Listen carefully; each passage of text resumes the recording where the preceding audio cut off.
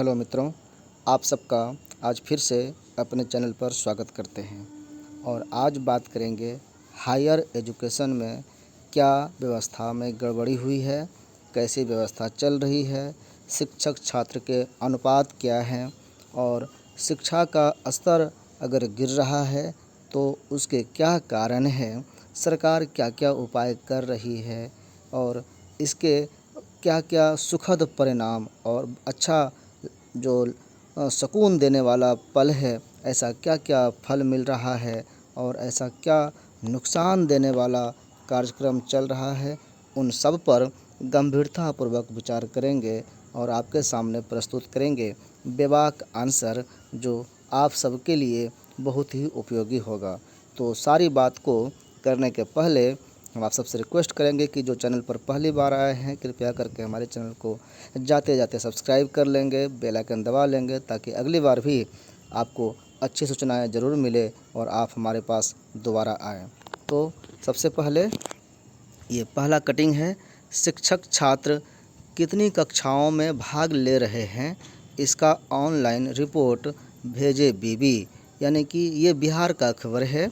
इसमें आपको पता है कि शिक्षकों की संख्या कम है, छात्रों की संख्या दिनों दिन बढ़ती जा रही है। ऐसे में शिक्षा नहीं हो पा रही है।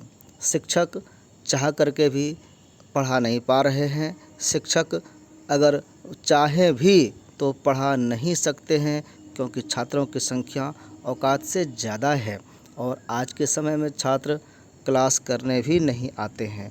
बहुत सारे सब्जेक्ट में तो टीचर ही नहीं हैं। तो ये सब रोना है। व्यवस्था भी बहुत उलझा हुआ है और इस कारण से कई सालों से पढ़ाई बाधित हुई है और इसके कई शिकायत, कई रिपोर्ट ऊपर तक पहुंचा है। हमारे समाज में भी शिक्षा से लोगों का मोह भंग हुआ है और प्राइवेट की तरफ लोग भाग रहे हैं, मोटी मोटी रकम खर्च कर रहे हैं और यहाँ से शिक्षा व्यवस्था दयनीय हो रही है, आम लोगों के पहुंच से बाहर हो रही है। तो सरकार अब थोड़ा सा जगी है और इस तरह से एक बैठक हुई है। इधर हाल फिलहाल में केंद्र सरकार भी नई शिक्षा नीति को लागू करके इसको अपडेट करने की कोशिश कर रही है। उसी के साथ उसी को फॉलो करते हुए राज्य सरकार भी अपना कदम उठा रही है। तो उसी सिलसिले में ये कदम है कि छात्र और शिक्षक के बीच में सामंजस्य कैसा है, इसका कैसे हम मूल्यांकन करेंगे। तो ये रिपोर्ट अगर विश्वविद्यालय, बीवी का मतलब विश्वविद्यालय भेजे तो ये जानकारी हो सके। पहले तो ऑफलाइन लोग विजिट करते थे, जाकर चेक करते थे क्लासेस हो रही है कि नहीं हो रही है। आज ऑनलाइन व्यवस्था है और सीसीटीवी हर जगह लगाया गया है, लगाया जा भी रहा है। तो कहीं से भी चाहे तो इसको मॉनिटर किया जा सकता है। बस ज़रूरत है कि इस टेक्नोलॉजी का इस्तेमाल बढ़िया ढंग से सही मन से किया जाए। तो विद्यार्थी शामिल हो रहे कि नहीं हो रहे, 100% का क्लास हो रहा है कि नहीं, इसका मूल्यांकन करने के लिए शिक्षा मंत्री आगे आए हैं। लेकिन देखते हैं कि कितनी ये सफल हो पाती है। आपको पता ही है कि परेशानियां क्या है। लेकिन ये तो वीसी साहब है ही नहीं। हर जगह यूनिवर्सिटी में सारी बात करेंगे कि टीचर्स की संख्या कम है। हर जगह इसको यहाँ पर शिक्षा मंत्री कह रहे हैं कि विश्वविद्यालय में अगर शिक्षक की कमी है तो बीसी चाहें तो गेस्ट टीचर यानी अतिथि शिक्षक की बहाली करके क्लास करवा सकते हैं। लेकिन आपको बता दूं कि बहुत जगह तो और VKSU अपना और अन्य कई यूनिवर्सिटी ऐसा है जहाँ VC ही प्रभार में है। अब खुद प्रभार हैं, VC की ही बहाली नहीं हो पा रही है तो वो टीचर्स की बहाली क्या करेंगे। जहाँ VC हैं भी तो वो अपना जो है उतना मन लगा करके इस पर ध्यान नहीं देते हैं। तो गेस्ट टीचर भी बहाल नहीं हो पाए, कुछ हुआ भी है तो ऐसे ही काम चलाओ। तो पढ़ाई एकदम से दयनीय है। अगर आपको बताऊं कि जो नियम है 75% अटेंडेंस पूरा होने के बाद ही एग्ज़ाम फॉर्म भराने की बात करनी चाहिए, एग्ज़ाम फॉर्म भराना चाहिए। तो आज के समय में 100% विद्यार्थी बाहर हो जाएंगे, कोई फॉर्म नहीं भर पाएगा।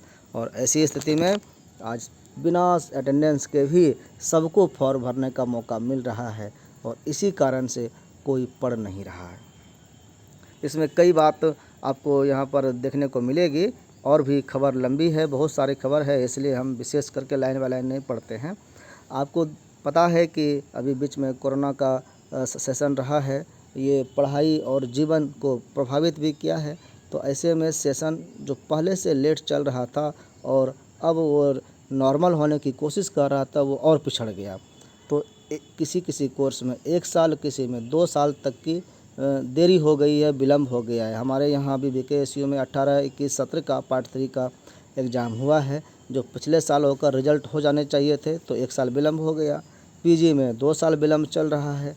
तो और अन्य यूनिवर्सिटी की भी यही स्थिति है, 1 साल, 2 साल, 2.5 साल ये विलम्ब चल रहा है। तो इसको जल्दी से एग्ज़ाम लेकर के, रिजल्ट दे करके सेशन को नियमित करने की कोशिश करे। और इसके लिए कैलेंडर जारी करने को कहा गया और सभी यूनिवर्सिटी ने अपना एग्ज़ाम कैलेंडर भी, परीक्षा कैलेंडर भी जारी किया है कि हम इस महीने में इस तरह से एग्ज़ाम लेकर के जल्दी रेगुलर कर देंगे।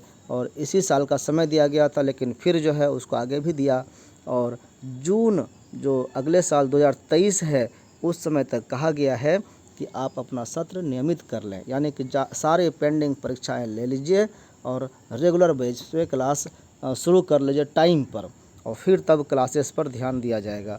और ये चीज़ बैठक में शिक्षा मंत्री के साथ साथ अन्य यूनिवर्सिटी के VC वगैरह, चूँकि ये पटना में हो रहा था, तो पटना के जो VC है, पटना यूनिवर्सिटी और पाटलिपुत्र यूनिवर्सिटी, उसके लोग आए थे और पदाधिकारी भी गण आए थे।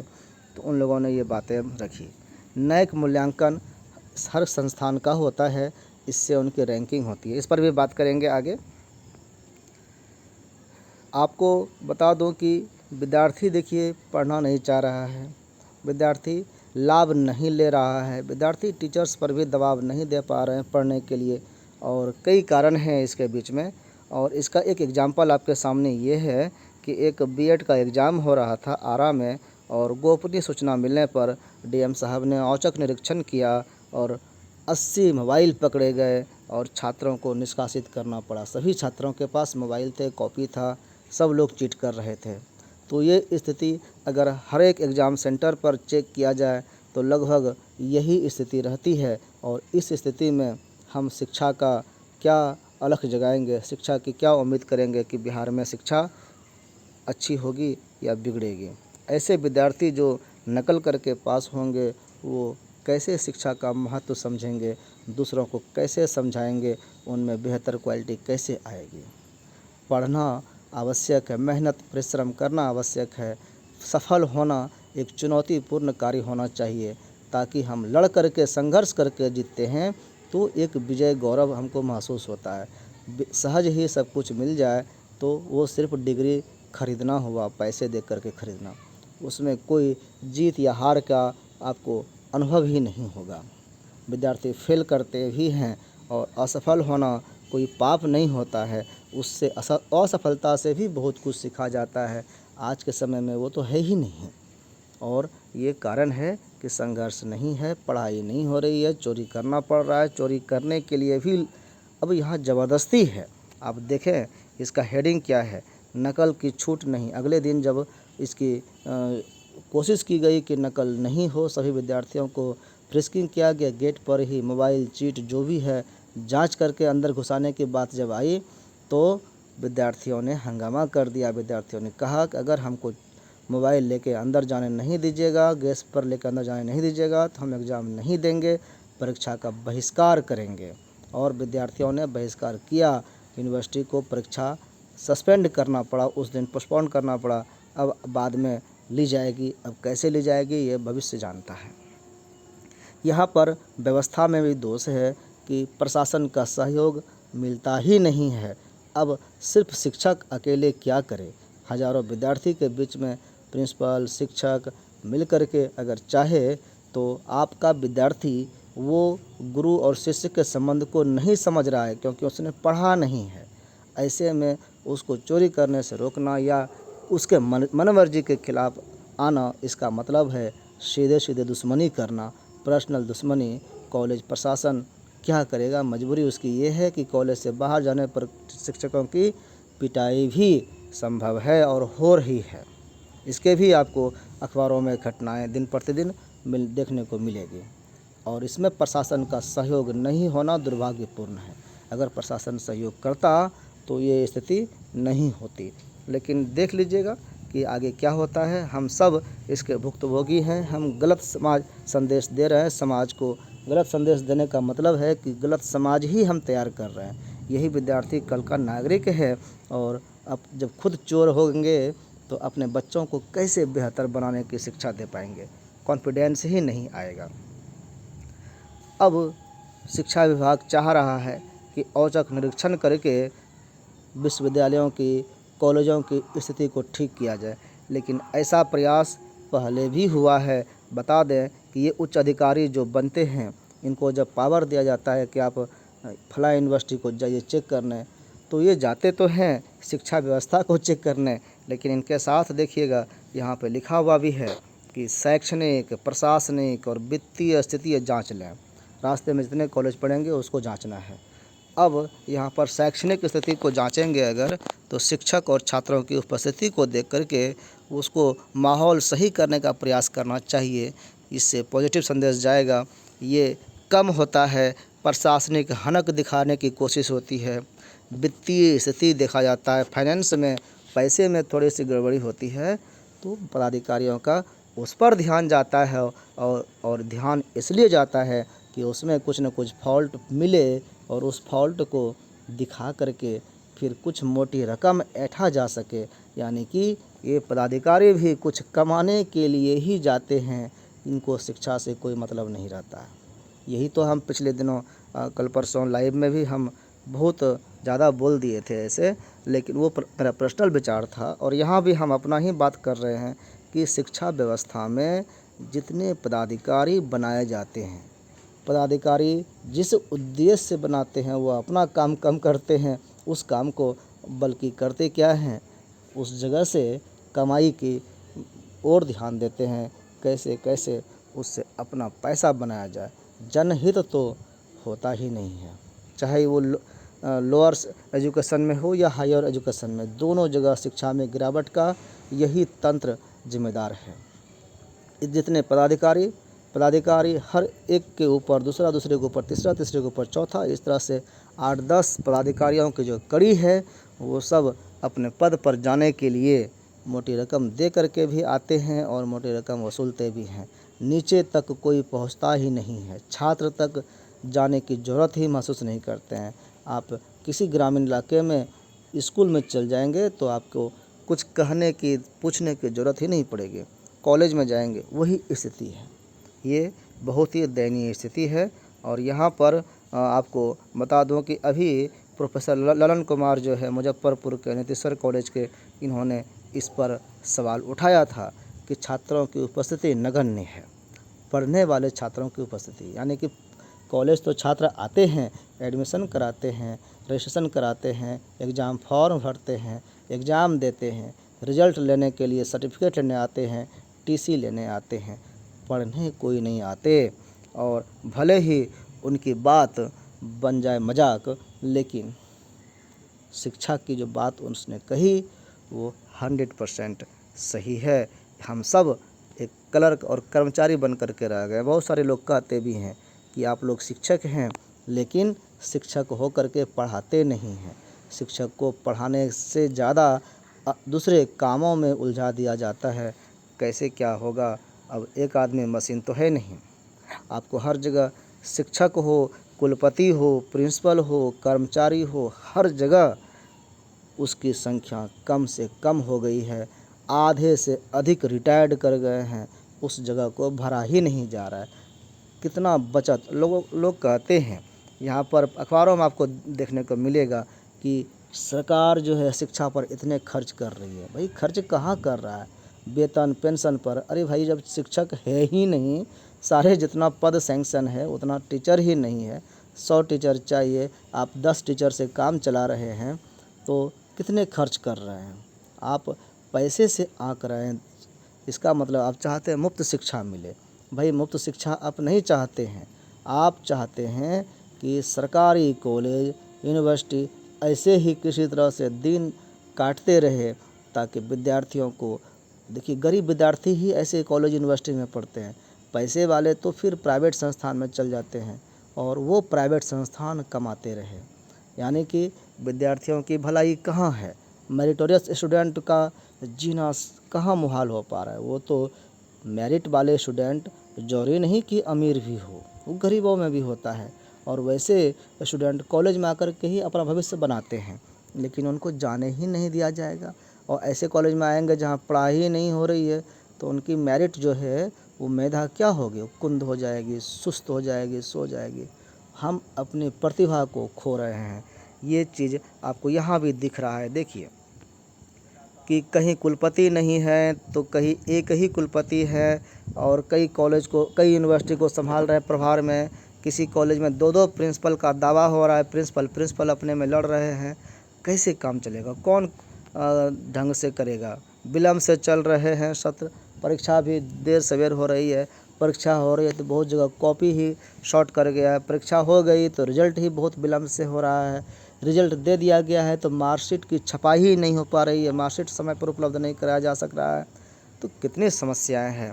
आपको यहाँ पर 6 बीबी कार्यकारी कुलपतियों के हवाले, एक छोटे से बिहार में मात्र 17 यूनिवर्सिटी अभी है, इसमें 6 यूनिवर्सिटी में बीबी है ही नहीं, कुलपति है ही नहीं, वो दूसरे यूनिवर्सिटी के प्रभार में रहते हैं। अब ऐसी यूनिवर्सिटी के जो बेसिक कभी जाते ही नहीं है, या जाते भी है सप्ताह 10 दिन 15 दिन में एक दिन जाते हैं, वो कितना काम कर पाएंगे।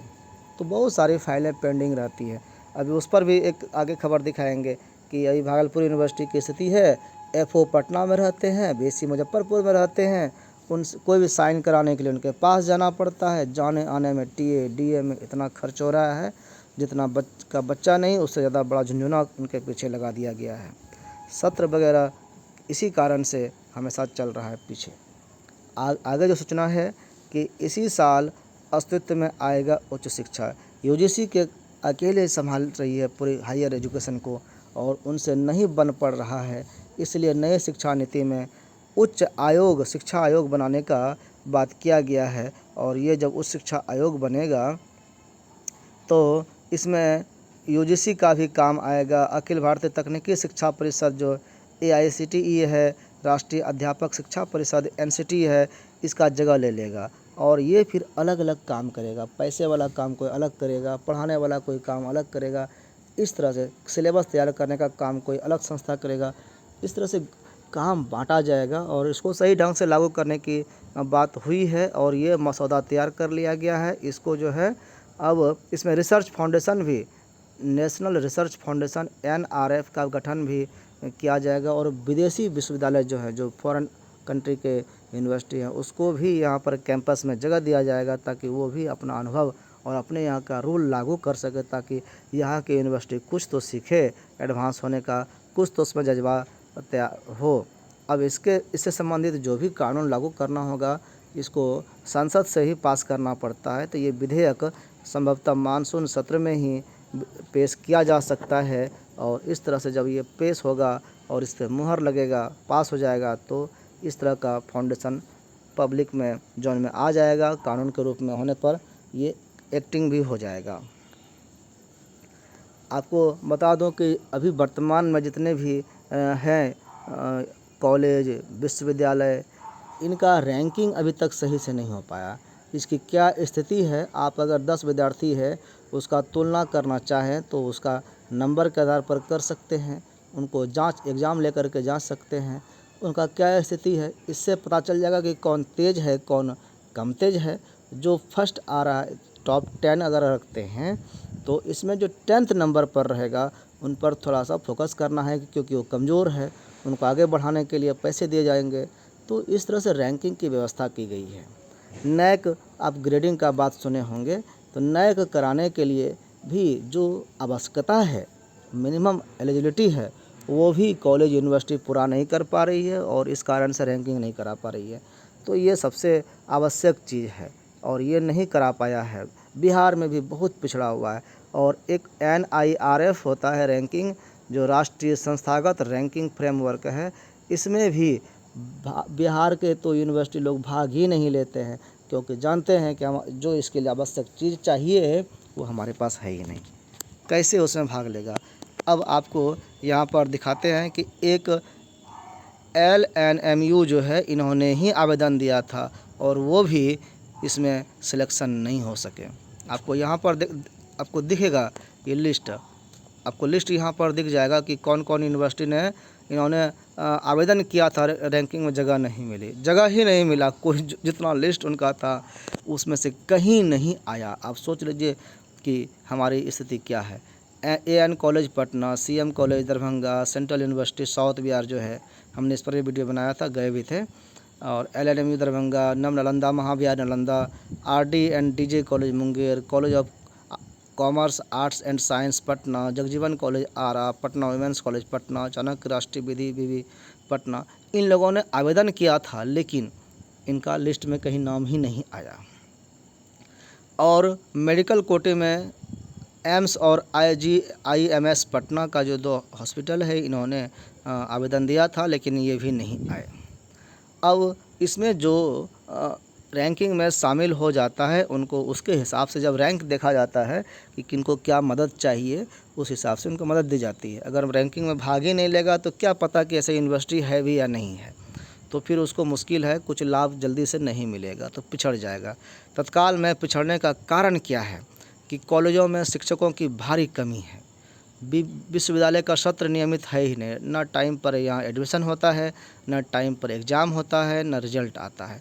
कोई विद्यार्थी हम लोगों से पूछता भी है कि सर फलां पार्ट का कब एग्ज़ाम होगा, हम लोग कोई सवाल का जवाब नहीं दे पाते। कारण ये है यहाँ सालों भर जो है 12 महीना कभी भी एग्ज़ाम हो जाती है, कभी भी रिजल्ट आ जाएगा, कभी भी कुछ भी, कोई फिक्स कैलेंडर है ही नहीं।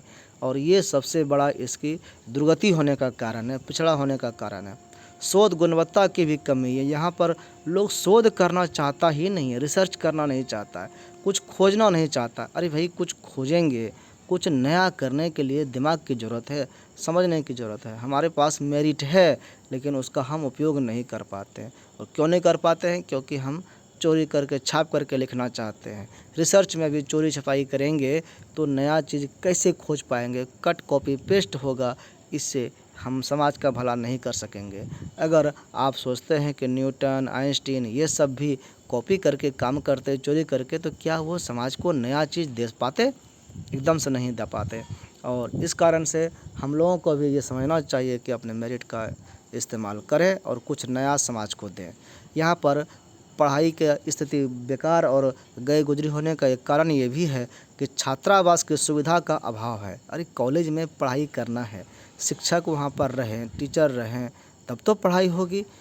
तो शिक्षकों के रहने के लिए आवास कॉलेज कैंपस में आसपास में हो, विद्यार्थियों के लिए छात्रावास हॉस्टल हो, ताकि वहाँ से वो खा पी करके कॉलेज करने आए। कम से कम उतने विद्यार्थी तो रेगुलर पढ़ेंगे।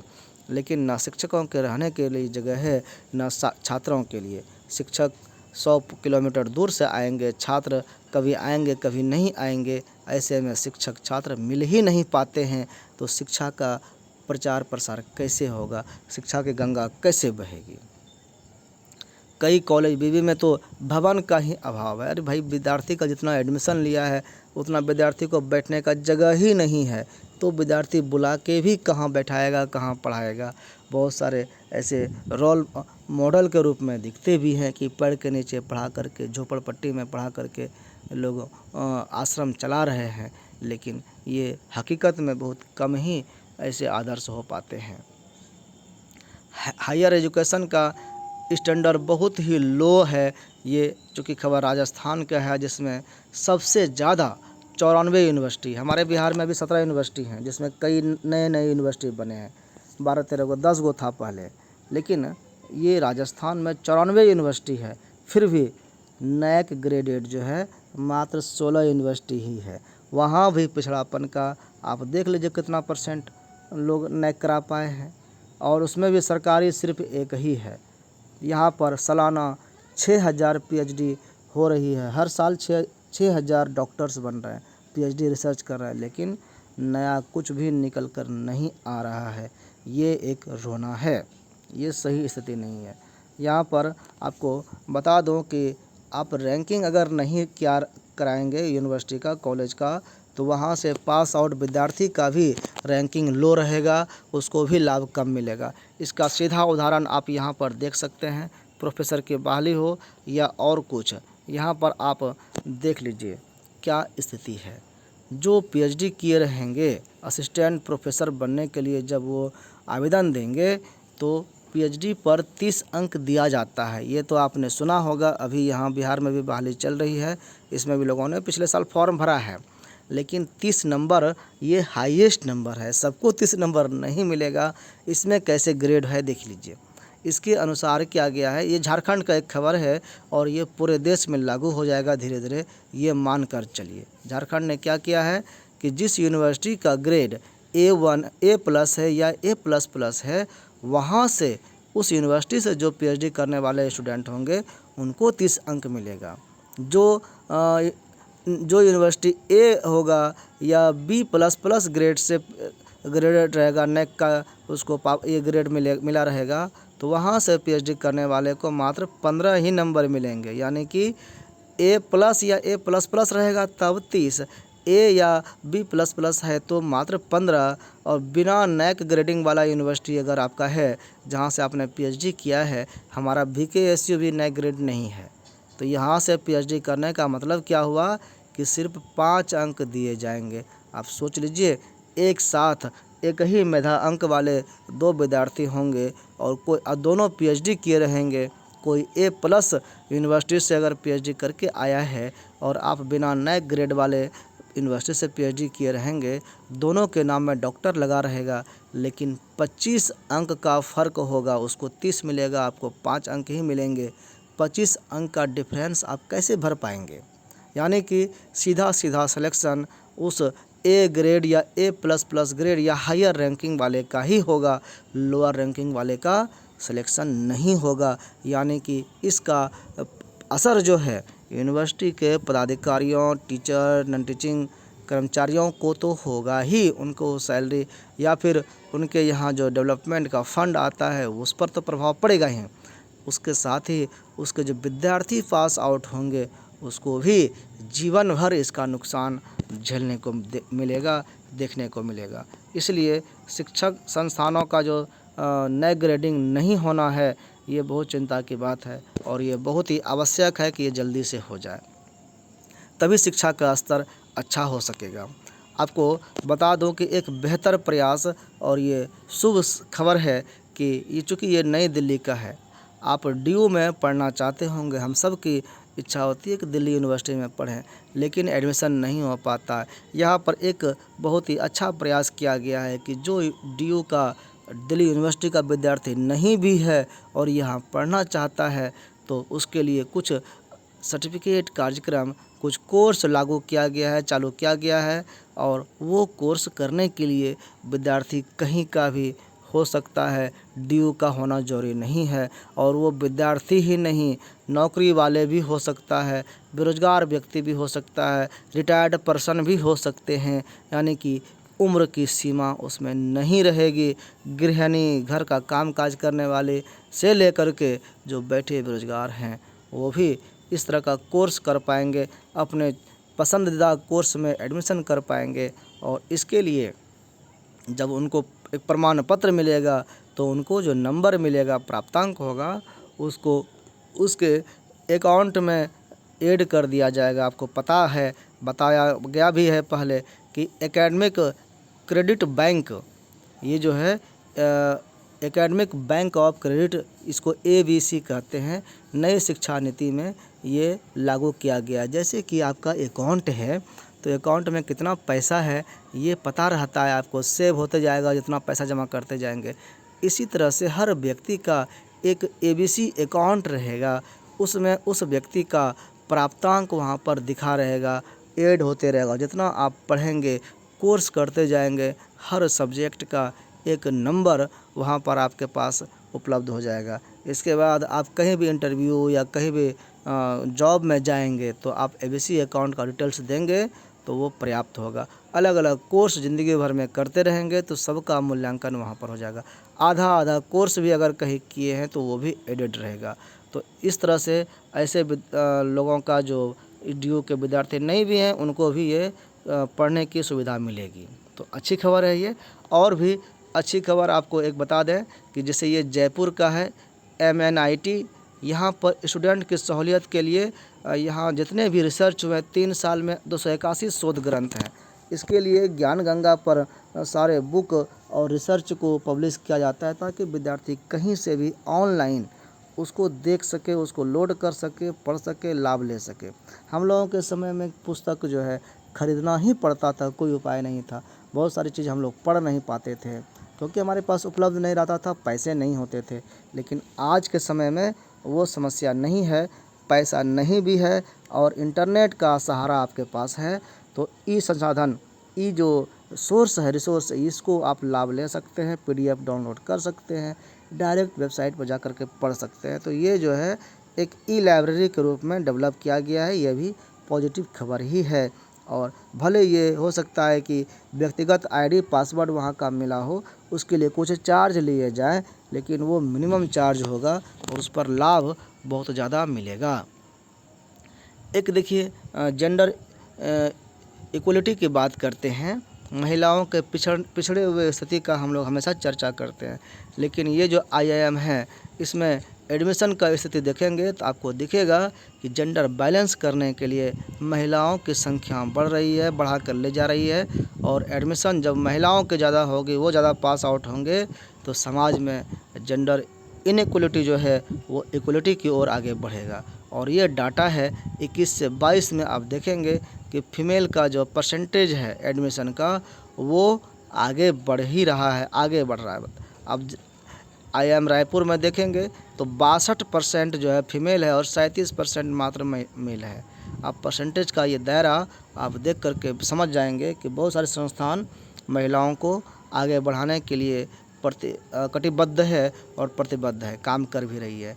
अगर सही खबर नहीं मिले, विद्यार्थियों को सही ज्ञान नहीं मिलेगा, तो क्या करेगा? तो वो फ्रॉड करेगा, ठगी करेगा। आज समाज में साइबर ठगी का क्रैश कोर्स किया जा रहा है। आपको यहाँ पर भास्कर स्टिंग ऑपरेशन करके ये सामने खबर रखा है, इसमें आप देख सकते हैं कि कैसे ठगी करने के लिए सिखाता है। एक यूनिवर्सिटी चल रहा है छोटे से रूम में, तंबू में, और आप इसको स्क्रीनशॉट लेके पढ़िएगा, आपको दिखेगा कि कैसे ये गया और वहाँ देखा कि छोटा सा कोर्स है, वो 50,000 का कोर्स है और यहाँ पर आपको सारे चीज़ सिखाए जाएंगे कैसे ठगना है। कैसे इसमें बताया गया है कि 10 लोगों को अगर ग्रामीण लोगों को हम ठगने का प्रयास करते हैं तो एक ही लोग ठगाते हैं, बहुत क्वेश्चन करते हैं। लेकिन शहरी लोग क्वेश्चन कम करते हैं, आसानी से ठग जाते हैं। 3 में से 1 ठगना ही है, ठगा जाते हैं लोग।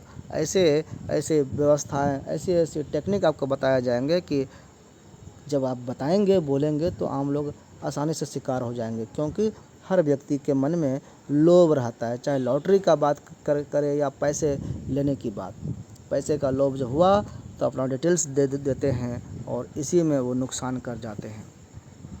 यहाँ पर बैंक खाते, एटीएम, पेटीएम फर्जी, सारे कुछ पे फ़ोन वगैरह सब कुछ फर्जी मिल जाता है।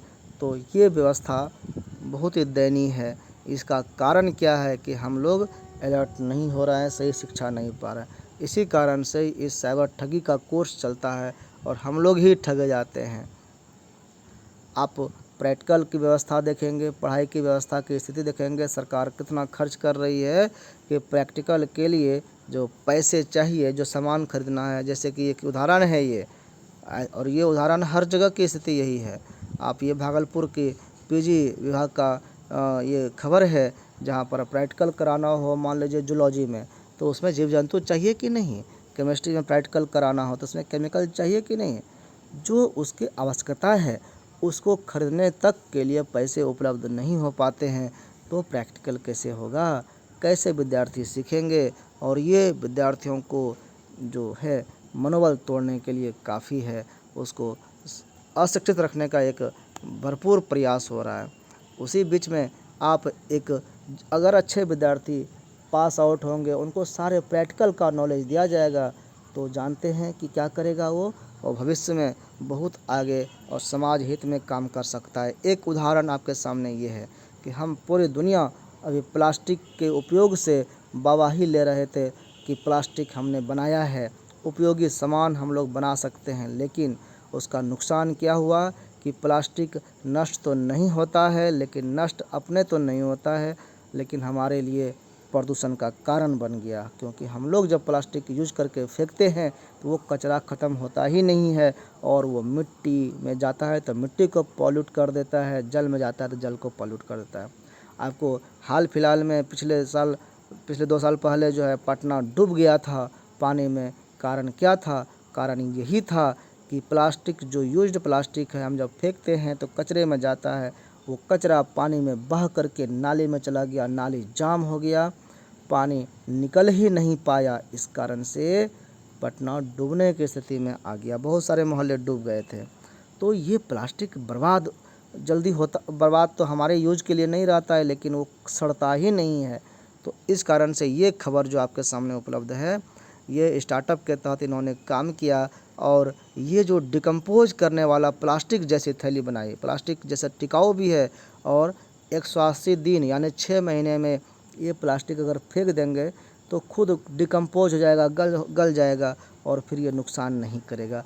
ऐसा खोज करने के लिए मेधा चाहिए भाई। हमारे बीच ही तो स्टूडेंट होंगे जिनके पास ऐसी कला, ऐसा ज्ञान उपलब्ध है। वो चाहें तो हमारे समाज के लिए लाभदायक खोज कर सकते हैं और ये इन्होंने करके दिखाया है। ऐसे ही कई समस्याएं हमारे बीच है, उनको सामने रख करके उनका निराकरण करने का, उनका निदान करने का उपाय करें और उनका सॉल्यूशन ढूंढें, तभी हम कुछ कर पाएंगे। शिक्षा का सही उद्देश्य पूरा हो पाएगा। ये जो पैसे की कमी है इसको ठीक करना होगा, अपना व्यवस्था सही करना होगा। इन्होंने जो ये भाई साहब हैं जिसको आप देख रहे हैं, इन्होंने ये बात कही थी, भले ये फ्रॉड साबित हुए, यानी कि 23 लाख का सैलरी लौटाने की बात की, चेक लौटाने की बात की, लेकिन अकाउंट में पैसे नहीं थे। इस मामले में इनको फ्रॉड कहा रहा है, लेकिन लोग ये भूल जाते हैं कि इन्होंने पैसे के कारण नहीं, शिक्षा व्यवस्था पर सवाल उठाया था। वो तो सही था, हमको शिक्षा व्यवस्था पर ध्यान देना चाहिए, उसको ठीक करना चाहिए ताकि इस तरह की पॉजिटिव खबर हमारे सामने आए। उसके अकाउंट पर हम जाएंगे, चर्चा करेंगे, ये झूठ बोल रहा है, पैसा नहीं है, पैसा नहीं लौटाने का मन था, तो भाई इससे हम क्या साबित कर पाएंगे? उस इंसान को झूठा साबित करने से भी हम समाज को क्या हासिल होगा? समाज को हासिल तभी होगा जब हम कुछ समाज के लिए करेंगे। और समाज के जो भविष्य हैं, ये छात्र, इनको शिक्षा, उचित शिक्षा दे करके ही हम समाज का भला कर सकते हैं। तो हमारे मन की जो बातें थी वो आए दिन, आजकल 2-4 दिन के बीच ही ये सारी खबरें अखबारों के माध्यम से प्रसारित हो रही है। ये तत्काल अभी पता नहीं कैसे ये हवा चल रही है। तो अच्छी खबर है ये कि समाज शिक्षा की ओर अग्रसर हो रहा है, जागरूक हो रहा है, और ये हो, ऐसी शुभकामना और ईश्वर से प्रार्थना करते हैं, और कि ताकि हमारे समाज जो है वो प्रकाश की ओर चले, अंधकार से प्रकाश की ओर। तो आज इतना ही। आप सब हमारे साथ अंतिम समय तक बने रहें। आप सबका बहुत बहुत धन्यवाद। मिलते हैं फिर कुछ और जानकारी के साथ अगले वीडियो में, अगले टाइम। धन्यवाद।